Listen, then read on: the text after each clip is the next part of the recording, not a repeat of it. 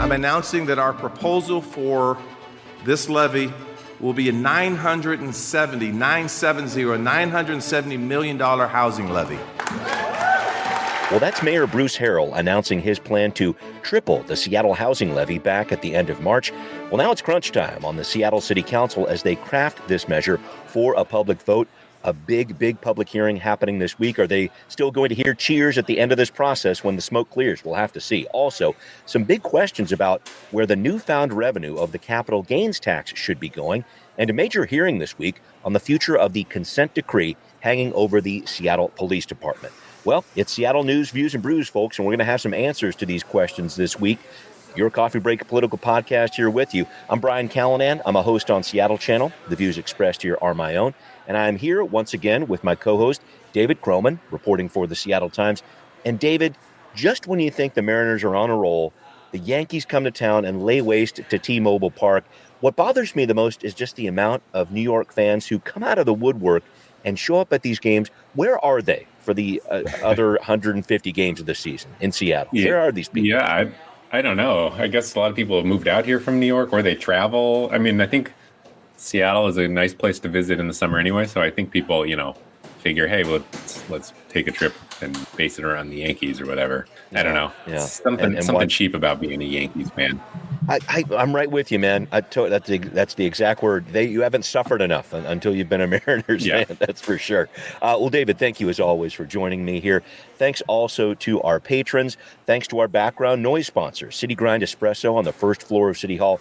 Back to our patrons here. I did want to point out that the Seattle News, Views, and Brews sticker campaign has been activated, folks. We'd love to have you join us as a patron of the show. You get the snazzy decal for just a $5 a month pledge. We feature photos of your sticker on the show, too. Patrons, please send in those photos. I need you to email seattlenewsfuseandbrews@gmail.com. Thanks finally to Converge Media. We partner with Converge on the video version of this podcast. Make sure you check it out on Converge's YouTube channel Wednesday nights at 7. Let's get moving with Right Here, Right Now. Well, it is a very busy week ahead. A lot of stuff going on with the Seattle City Council. We've got that possible Amazon walkout this week on May 31st. We touched on that last week. And also on May 31st, I should point out this date, it's a double dip of housing levy committee meetings for the City Council. A presentation in the morning, public hearing in the afternoon. According to city rules, a public hearing is not required for an action like this, but a lot of feedback has been coming in about the need for more housing units that help families, the need for more affordable units spread equitably all over the city. And there's also a lot of talk about the price tag of this measure, near $1 billion, tripling the prior measure from 2016. This would now cost the median homeowner about $380 per year. Now, David, we know Seattleites love to vote yes for levies, but what themes do you think are going to come out of this public hearing this week? What do people want out of this levy? What are they really clamoring for? Yeah, I mean, there's always sort of tension, I think, with the levies because people want a lot from them. So, I would think people who show up in a public levy, testifying on behalf of a public levy are going to, say we should be doing more, we should build more housing.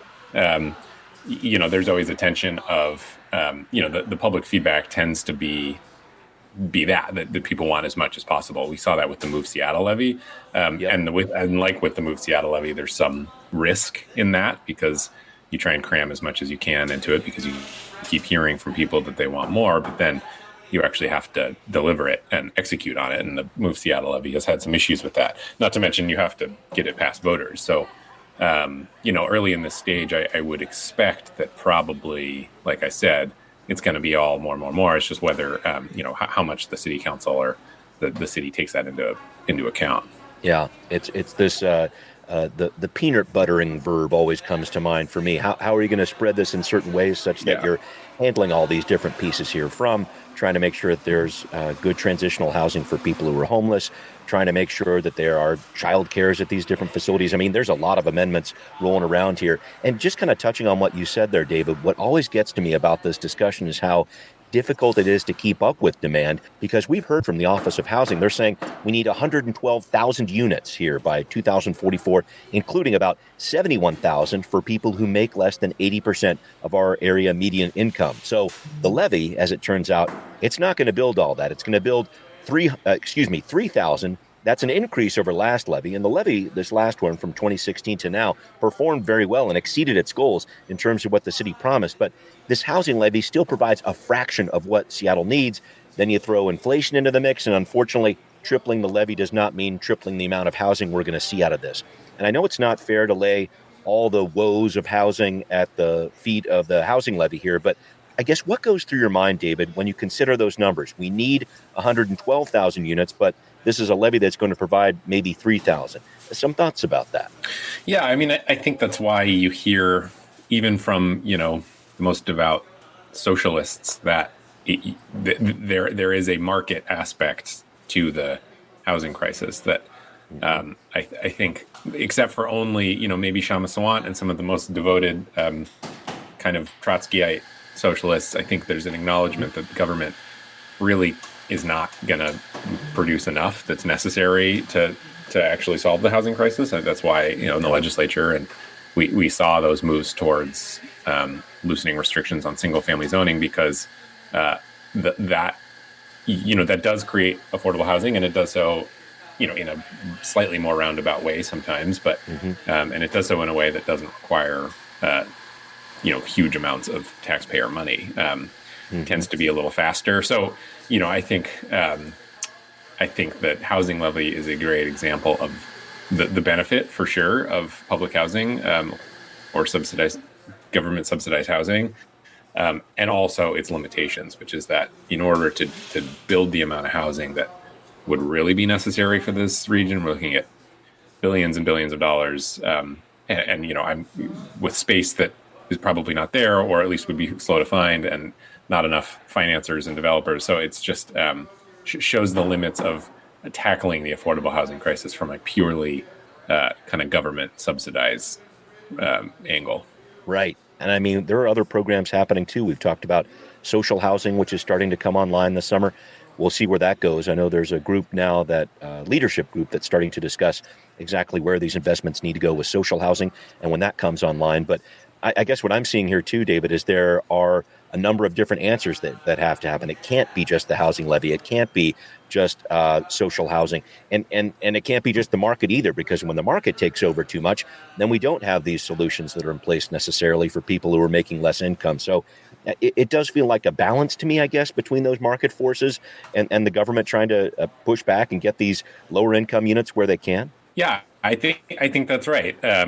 Because, I think there is actually an argument that had the market or zoning been kind of more permissive for longer, then maybe you wouldn't be in a situation where you need to build this. But the reality is people are being evicted now. People are being pushed out of the city now. And it takes time for affordable housing to come online. And so, I think this is a reflection of the fact that, even people who used to work, who work what used to be seen as sort of middle class, working class jobs, qualify now for this affordable housing, because it's just the median income. The median income has gone up so much, but that leaves a lot of people who are working kind of more middle class jobs behind. Yeah, and the price of housing has gone right up with it and exceeded it in so many different situations. So thanks for the back and forth on that, David. I wanted to touch on another interesting statewide story when it comes to the capital gains tax revenue that Olympia has been bringing in. So the legislature passed this in 2021, as we know, a 7% tax on the sale or exchange of stocks and bonds. There were some legal challenges, but the state Supreme Court gave it the thumbs up, essentially, in March of this year. And the state had originally thought that this would bring in $248 million in this fiscal year, so by July 1st. But the Seattle Times reports that amount is actually $601 million higher, so around $849 million. And where does that money go? Well, the first $500 million goes into public schools, and on top of that, money would go into school construction. And David, I just wanted to thank you first off for making all those multi-million-dollar stock deals. That was very kind of you for doing that. Yeah. So we shouldn't have any trouble with our school system at all. But I just did want to ask, did that number surprise you, for one? And two, is this sustainable going forward with the capital gains tax? I don't know. I guess I didn't really have any expectations of what it would bring in. I guess it doesn't surprise me that it turns out we have a lot more rich people in Seattle or in Washington State than we expected. I suppose it's maybe a Northwest kind of passiveness of people who are probably more rich than they let on. I don't know. Mm-hmm, sure. So I guess it's in some ways it's kind of validation, right? I mean, it's not for the people who push for this, because it's not like just a couple people that are then going to move out right away and totally deplete this tax. I mean, it turns out there are a lot more people who are able to be taxed on this. I don't know if it's sustainable. I guess I would think it is. I mean, I thought, of course, Nick Hanauer is always spoken in favor of taxes like this, but I think he made a decent point in a Danny Westneat column, just that for the amount of money that the tax actually costs him compared to his net worth, it's not really worth it to him and the people that he knows to uproot and move to South Dakota or Wyoming. That's a much higher cost than just paying the tax. So it's I imagine that the Democrats are feeling really good about that right now. Yeah. And I guess it does have a connection to the volatility of the stock market for sure. So I think that's kind of built into this whole program, in that, the above that 500 million portion, they're saying that's going to go to capital projects and not necessarily Right. Salaries or something that schools would depend on. But I just wanted to look forward to this, David, with the 2024 session. And I hate to be pessimistic about this, but when do lawmakers start rating this fund for other priorities? Does Olympia take a new approach to this maybe in 2024? What do you think? Yeah, I mean, that's always the risk. Is, well, I don't know about risk is the right word, but that tends to happen. Yeah. Especially with the way the budget is laid out. I think about the transportation budget. Used to always kind of live on its own and not really touch the general fund budget until 2022, when that spilled over. So I think when there is imbalance in funding, it doesn't happen right away, but eventually, if there's something that's seen as a need, as transportation was seen in 2022, there tends to be a little pressure to bleed into other pots of money and siphon those off. So wouldn't surprise me. At the same time, I think it's hard to identify, the schools are in kind of crisis right now. So I think for the next few years, it would be hard to identify, I think, a higher priority for legislators than the schools. So I would think that it will probably be going that direction, at least for a little while. Yeah, no, good observation there. There's a lot going on with our school budgets, and we've seen that on a statewide level, certainly what's going on here in the city of Seattle. All right, well, thanks for that, David. Up next, we're going to be talking about another major hearing this week for the consent decree process that's been hanging over the Seattle Police Department for more than a decade. What's at stake? What factors will the court be considering here? We're talking about that next on Now Hear This. Well, an important hearing this week, as we are releasing this podcast. U.S. District Court Judge James Robart will be holding a hearing on whether the Seattle Police Department has fully complied with the federal consent decree it's been under since 2012. This was a response back in 2012 to evidence of biased policing and that officers regularly used excessive force. Now, as you'll recall, back at the end of March, the U.S. Attorney's Office, the mayor, the chief all stood together and said the SPD is in compliance here with the consent decree. Here's Kristen Clark, Assistant Attorney General from the Justice Department's Civil Rights Division, speaking at that press conference. Over the last 11 years, policing has changed significantly, and we are confident that the systems the city has built, including robust community oversight, will ensure that policing in Seattle continues to improve in the road ahead. David, I know trying to predict what Judge Robart is going to say is not a smart idea, but I am trying to figure out what information he's going to be considering, because the city has this federal monitors report showing a 60% decrease in the use of the most serious types of force between 2014 and 2021. Your colleague Sidney Brownstone recently spoke with a local data scientist who's pushing back on those numbers, saying killings by Seattle police have increased over the past decade. The ACLU is in support of these numbers, too, saying the SPD needs to do a better job. And that data researcher sent a memo to the court. I know the city's saying her memo is misleading, and we'll see where that ends up. But I'm trying to get this bigger picture, David, of what in your mind is the judge going to be considering?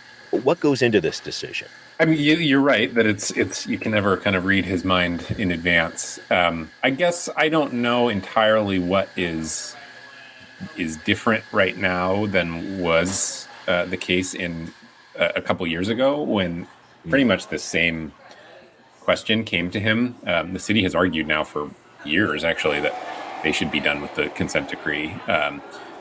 They've tried this is a kind of different filing with a different city attorney, but still basically the same question. And the judge, Robart, has agreed that the city has met its obligation on most of the basic tenets that were laid out in the original consent decree, but disagreed on just a couple questions around accountability, and it really got derailed by the Seattle Police's response to the 2020 protests.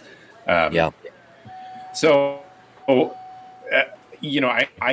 couldn't name what is different now than what was the case then. So from that perspective, I'm not sure that I'm not sure what would have convinced him that this is worth ending. On the other hand, it appears, at least politically, and I would say Robart, he actually does pay attention to, he reads the news all the time. He'll read every article. He's fairly plugged into the politics in a way that I don't know that all federal judges are. But politically, there's basically zero support left for the consent decree. Even the city doesn't want to do it because it's really expensive. Of course, Seattle Police Department doesn't want to do it either. But there's also a sense among kind of reform activists that this is actually starting to get in the way, that the sorts of reforms that the consent decree is demanding don't go far enough. And in fact, sometimes some of the more dramatic changes that people want to see are hindered by the fact that these changes have to then get the approval of this federal judge. So outside of his courtroom, there's almost zero support for a consent decree to continue, but none of that matters if Judge Robart disagrees and thinks it's still doing something irrelevant. Yeah, it's his call. And I think you bring up an interesting point about that officer accountability piece that he's still concerned about. And I think the city is still concerned about, too. At that press conference back in March, they said the SPD still needs some improvement there, and they're going to continue to work with them. And they also mentioned crowd control tactics, which were very much brought into question during the protests of 2020.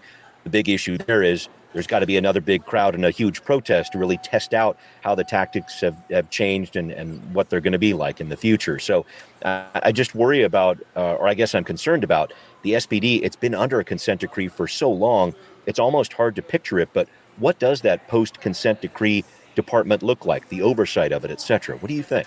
I don't know. I mean, I think it was supposed to kind of fall to these three branches of accountability, the Office of Inspector General, the Office of Professional Accountability, and the Community Police Commission. Right. Whether they're up to the task at this point, I don't know. I mean, I think in some ways, a lot of what the consent decree right now is doing is writing reports and feeding out data and like how the police department is doing and demanding they do better. And I think there is some sense that could be done by this Inspector General that's been set up. And she is doing it now.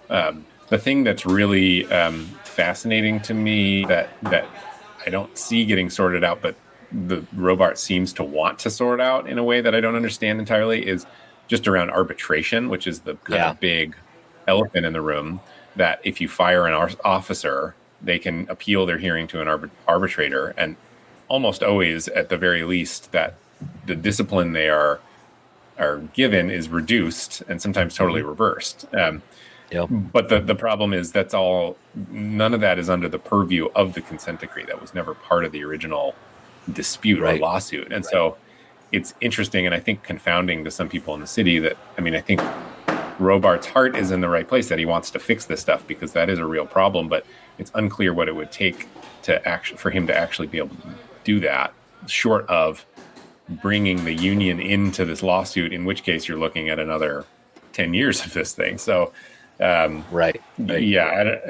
it's confusing. I don't know. I think it's dragged on long enough at this point that it seems to have faded largely into the background. We'll see. It's kind of a question of whether Robart is just tired of this and ready to call it over.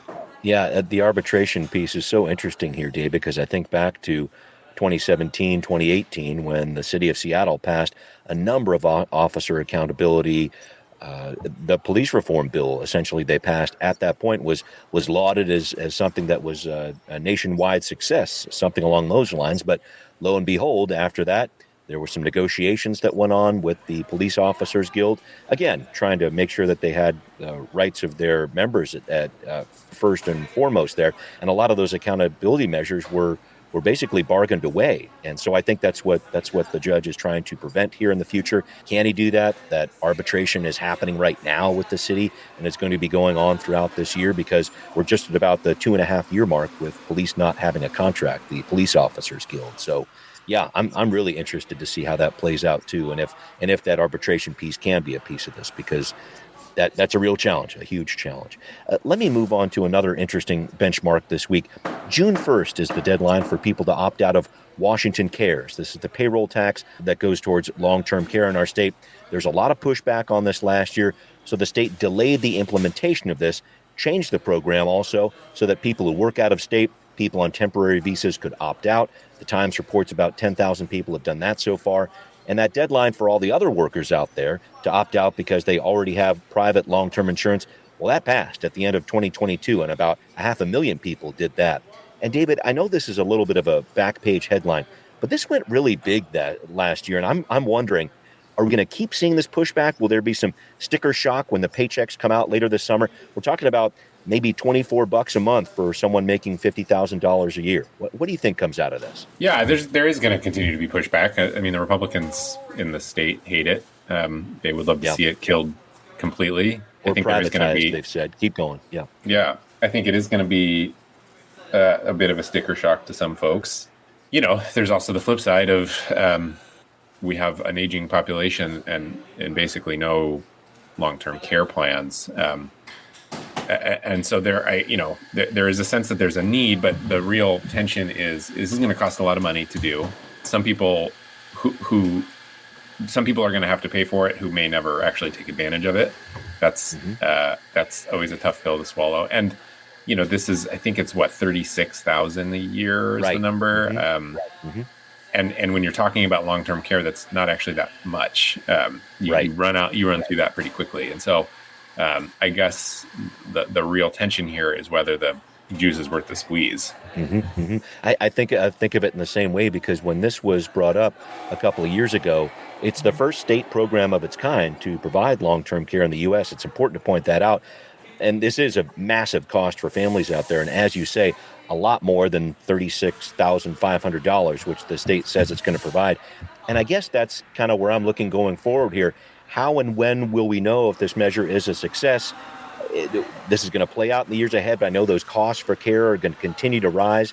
I'm just trying to figure out how the proof of concept even happens with this, David, because I know the supporters of it want to tell people, hey, this is working, but how are we going to even know that? Yeah, I don't know.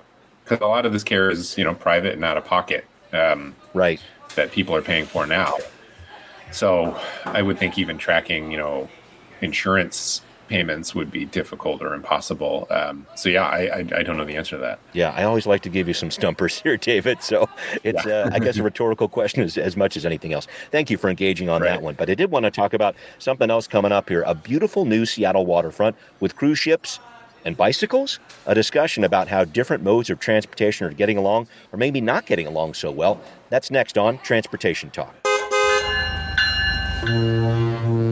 David, you had a recent piece in the Seattle Times about the new bike path on Seattle's waterfront and how there appears to be a missing link here. It's going to interact with cruise ship traffic. Bicyclists are. What did you find out about this, about how bikes are getting through on the waterfront, how that interacts with cruise ships? What do we got?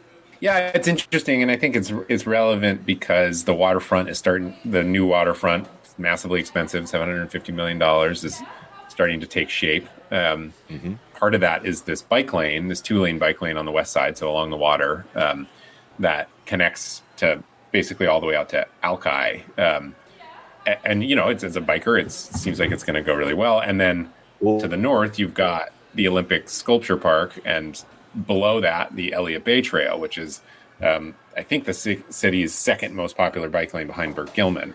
But then in the middle, there's this just half-mile gap on Alaskan Way so bikers or tourists in particular who are maybe going along the waterfront and think, hey, I want to bop up to the sculpture park and check that out on my rented scooter, or commuters who are coming in from Magnolia or Ballard and taking the Elliott Bay Trail are dumped off into what is basically a 4-lane, almost 5-lane road in some places.